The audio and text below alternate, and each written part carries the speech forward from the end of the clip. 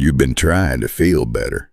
And somehow, no matter what you do, the worry finds its way back.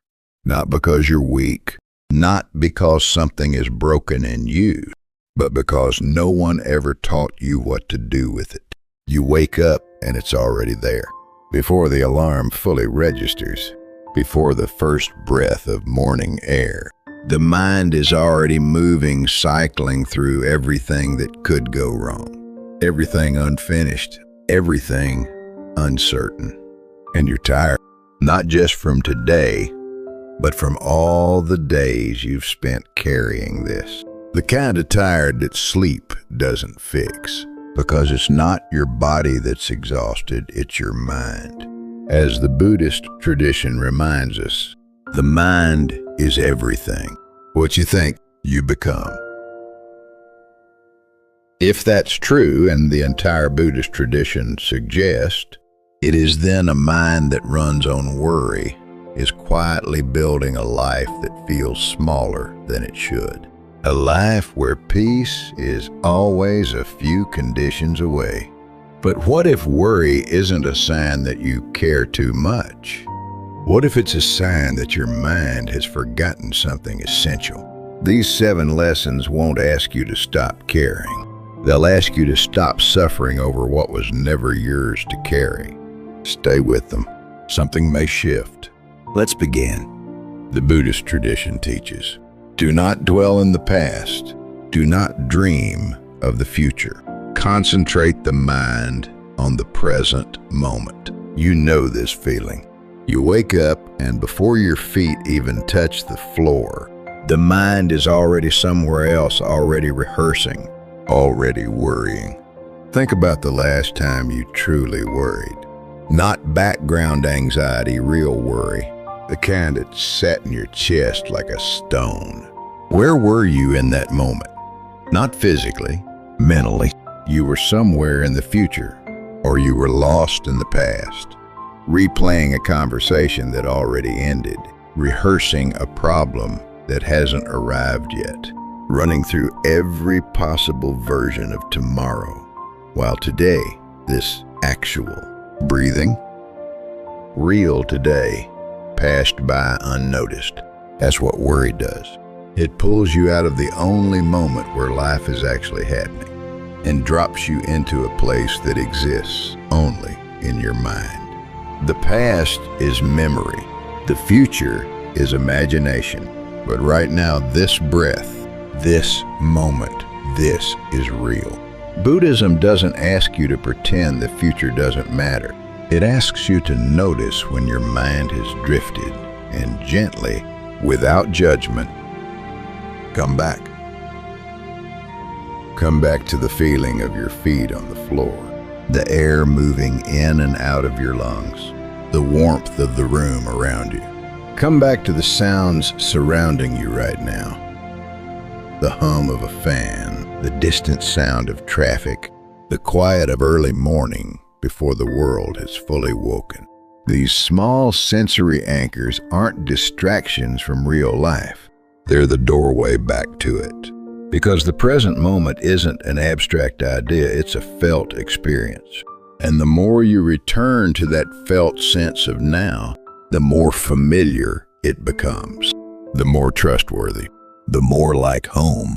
Because here's what the tradition teaches. Worry cannot survive in the present moment. It needs time past or future to live. When you return to now, truly return, the worry has no ground left to stand on. You'll drift. The mind will wander back into worry, back into what if. That's not failure. That's what minds do. The practice is simply to notice and come back without judgment, without frustration. Just a gentle return. Over time, that returning becomes easier. Until one day, in the middle of the chaos, you find yourself there without even trying. Breathing, present, at rest. The present moment is available right now, exactly as things are. not as a reward for getting life right, but as a refuge that has always been here. So right now, take one slow breath. Feel the air move in, feel it move out. In this single moment, you are here. You are safe. That is the practice. As the Buddhist tradition reminds us, in the sky there is no distinction of east and west. People create distinctions out of their own minds and then believe them to be true. You've had a thought today that scared you. Maybe it arrived out of nowhere, a sudden flash of, what if this goes wrong? A whisper that said, you're not ready, that something bad is already on its way. And for a moment, maybe longer, you believed it. We all do this. It's one of the most human things there is. A thought appears in our own mind, and we assume it must be carrying some version of truth. But Buddhism offers a completely different way of seeing this. The mind is like the sky. Thoughts are like clouds. Some are light and pass quickly. Others are heavy, dark, charged with storm. But the sky itself is never harmed by the clouds that move through it. It doesn't argue with them. It simply holds them and lets them pass. And here is the key insight that changes everything. You have always been the sky. Even on the days when the clouds were so thick you couldn't see through them. Even on the days the storm felt total and endless. The sky was still there, unchanged, unhurt, waiting patiently behind the weather. You are the sky, not the clouds.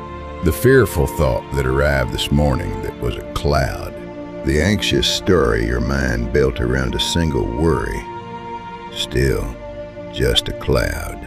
The practice isn't to push them away or argue or resist. The practice is simply to notice, to recognize thoughts as passing events, not permanent truths. This is what mindfulness means in practice. Not the absence of difficult thoughts, but the ability to watch your own mind with gentle, curious awareness. You are the sky. You always have been. The clouds were never the problem. Forgetting that you were the sky that was the only problem. So the next time a frightening thought rises, don't argue with it. Just pause. Feel your feet on the floor. Take one slow breath.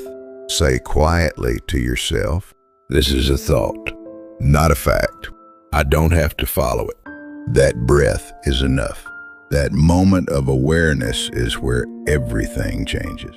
As an ancient Buddhist teaching says, peace comes from within. Do not seek it without. There is something in your life right now that you wish were different. A situation that didn't unfold the way you planned. A relationship that changed in ways you didn't choose. A version of yourself or your life you're still quietly grieving, even while trying to move forward. And underneath all of it, if you listen closely, there's a low hum of resistance. A quiet, exhausting no. No, this shouldn't be happening. No, this isn't how it was supposed to go. Buddhism points to this resistance, not the difficulty itself, as the true source of suffering. Acceptance isn't about giving up or pretending pain doesn't hurt. It's about stopping the war you're waging against what is already here. Here's something worth sitting with. The suffering that comes from resistance is often greater than the suffering that comes from the difficulty itself. A loss is painful, but a loss fought against every waking hour becomes something that consumes everything, your energy, your sleep, your ability to be present for anything or anyone, because you cannot unhappen what has happened. You cannot think your way back to a different past. And every hour spent wishing reality were otherwise is an hour of suffering. piled on top of a difficulty that was already hard enough. When you truly accept, something inside unclenches. A tension you didn't know you were holding releases, not the situation, not the pain, but the exhausting fight against it. Acceptance also invites something quieter.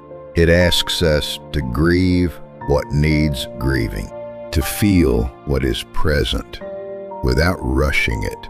Real acceptance makes space for all of it, the grief and the hope, the difficulty and the unexpected beauty, without demanding that any of it arrive on a schedule.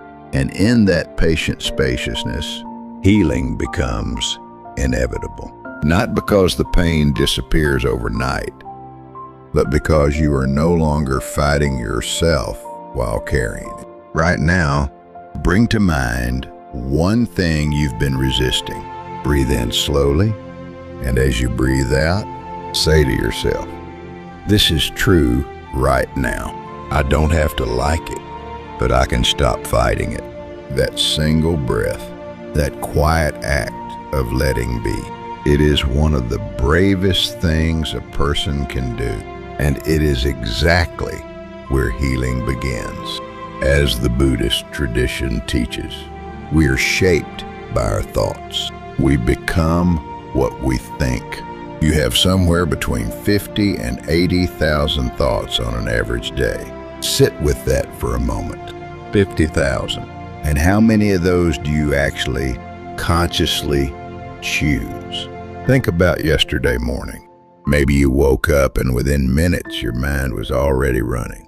The same worry from the night before, back again, wearing the same clothes. Or the familiar voice that says you're behind, that you haven't done enough, that something is about to go wrong. You didn't decide to think those things. They just arrived. Most thoughts come on their own, repetitive, automatic, conditioned by years of habit, the same fears cycling through in slightly different forms. The Buddhist concept of samskara describes exactly this: the deep grooves formed in the mind through repeated thinking, patterns we didn't consciously build but now live inside of. And for many of us, those grooves run through worry, through not enough, through what if, through I can't handle this. The teaching isn't to erase those grooves overnight. The teaching is to see them, to step slightly back from the stream of thought and notice what's moving through, with curiosity instead of fear, with awareness instead of automatic belief. Because the moment you notice a pattern, you are no longer entirely inside it. You are observing it, and that small distance changes everything. This is one of the quietest revolutions a person can experience. Not a dramatic shift, not a sudden awakening, just a small, steady widening of the space between stimulus and response. Between the thought that says you're not enough and the part of you that pauses to ask, is that actually true? Between the fear that whispers danger and the awareness that simply says, I see you. That space is where your freedom lives. And the more you practice returning to it, the wider it becomes. That's not a metaphor. That's how the mind actually changes. When your mind says you're not ready, pause. Ask gently, is that actually true? Or is that just a groove? When it whispers something bad is coming, ask, is this based in reality right now? Or is this a familiar fear running its familiar path? Breathe slowly into that question. You only need enough space to remember. You are the one watching the thoughts, not the one who must obey every one of them. So the next time a familiar worry begins cycling through, pause before you follow it. Take one slow breath. Ask quietly, Is this a truth or just a groove? That awareness is freedom. As the Buddhist teaching of impermanence reminds us, nothing is forever except change. You have carried fear before. Real fear, the kind that settles into your chest and makes it hard to imagine ever feeling any other way. A time when worry had you completely, when the weight of it felt permanent, immovable, endless. Where is that fear now? It passed, like they all do. This is the teaching of anicca, impermanence, one of the most foundational and freeing truths in all of Buddhism. Everything changes. Everything moves. Nothing in this life, not circumstances, not emotions, not even the deepest pain, stays exactly as it is. When fear grips you, it doesn't feel this way. It feels total, permanent, like something that has moved in and decided to stay. Your nervous system can't distinguish between a thought about danger and actual danger. So the body tightens, the breath shortens, the mind narrows. And in that tunnel, it's almost impossible to remember. This, too, will pass. But it will. It always has. Think of every hard season you've moved through. Every version of yourself that survived something you weren't sure you could. Every time you said, I don't know how I'll get through this, and then somehow you did. Every night that felt impossibly long, that eventually, quietly, gave way to morning. You are here, breathing, reading these words. That is evidence real, lived, that impermanence works in your favor too. When you stop fighting impermanence and begin working with it, something shifts in the way you move through each day. You stop white-knuckling your way through difficulty, demanding it end faster than it naturally will. You stop clinging to good moments with a grip that tightens the moment you sense them slipping. Instead, you begin to hold each experience a little more lightly, with open hands, with gratitude for what is present right now. The good moments become sweeter because you know they're precious. The hard ones become more bearable because you know they're temporary. When fear arrives, place one hand gently over your heart. Feel your own heartbeat steady, present, alive. Breathe slowly and say to yourself, this is a moment. It will move. I have moved through moments like this before, and I will move through this one too. Let go or be dragged. There is a part of you that believes somewhere quiet and deep that if you just think hard enough, plan carefully enough, worry thoroughly enough, you can keep the bad things from happening. That if you run every scenario through your mind, you'll find the one path that leads to safety. This is one of the deepest illusions the anxious mind creates, and it is exhausting. Buddhism teaches non-attachment, the practice of releasing our grip on outcomes. Not because outcomes don't matter, not because effort doesn't count, but because clinging to what we cannot fully control is the primary engine of ongoing suffering.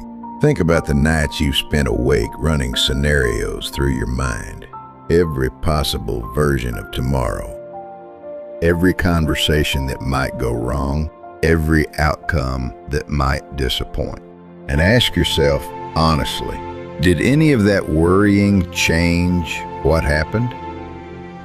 Did the anxious rehearsal make you more prepared or simply more exhausted? Most of the time, the answer is the same. The worry consumed the night.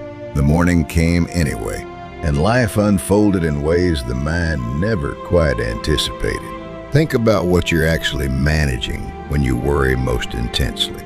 Other people's choices, circumstances that arrived without your permission and will resolve on their own timeline, not yours.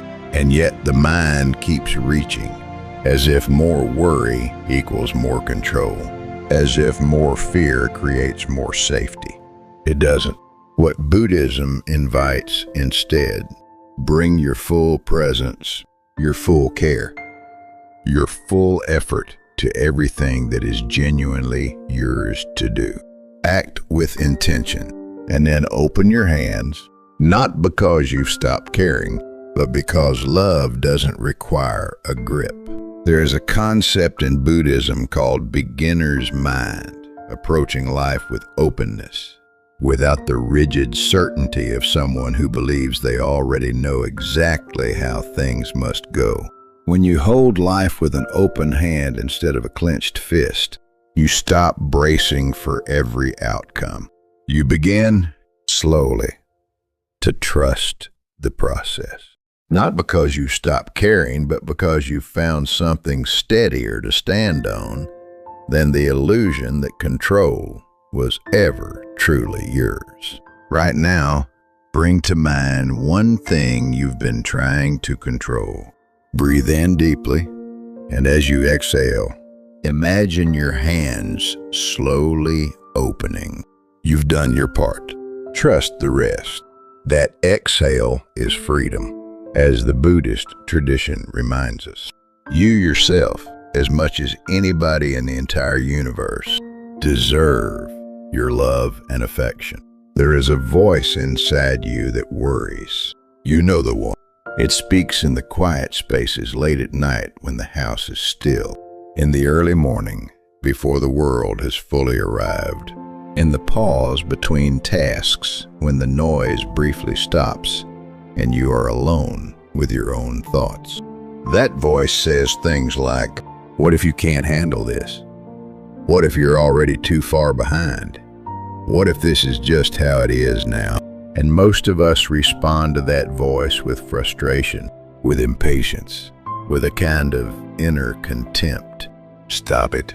Pull yourself together. Why can't you just be calm? But Buddhism teaches metta, loving kindness, the practice of extending genuine compassion not only outward to others, but inward to every part of yourself. That worried voice inside you isn't your enemy. It is a frightened part of you, doing the only thing it knows, trying to protect you from pain.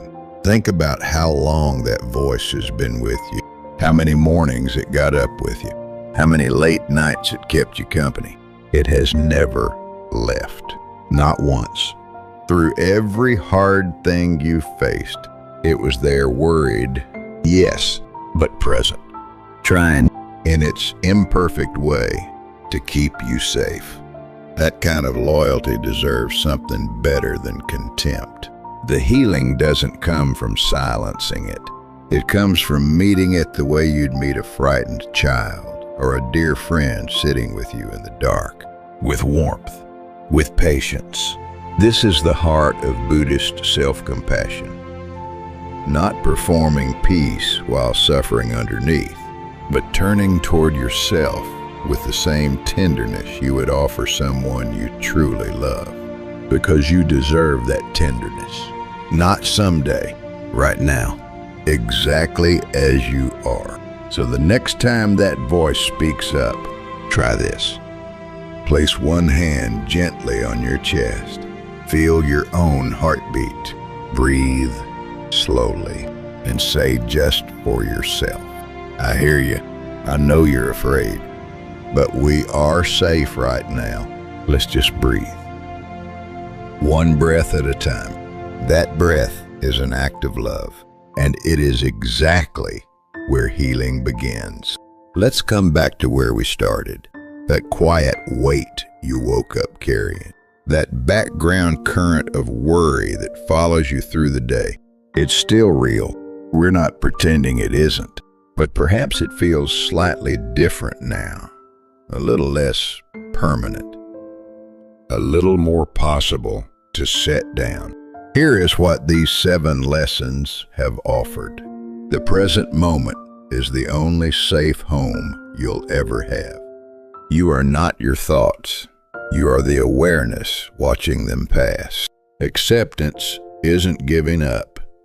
It's where real healing begins. Not every thought your mind produces deserves your belief. Impermanence means your fear will not stay forever. It never has. Control was never fully yours to hold, and releasing it is freedom. And the voice inside you that worries deserves your kindness, not your judgment. These aren't things to perfect. They're places to return to on the hard mornings and the quiet ones, in the moments of panic and the moments of unexpected stillness. And each time you return, even imperfectly, even briefly, you are strengthening something real inside yourself. A deeper knowing that peace is possible, that you are capable of more gentleness than you've been giving yourself, that the worried mind is not the whole of who you are. You don't have to fix everything today. You only have to be here, present, breathing, open, and let that be enough, because it is. You are. The peace you've been searching for isn't somewhere ahead of you. It's been here all along, resting quietly underneath the noise, waiting for you to stop running long enough to feel it. If these teachings reached something in you today, please like this video, share it with someone who might need it, and subscribe for more wisdom like this. Every single day is a new chance to return to yourself.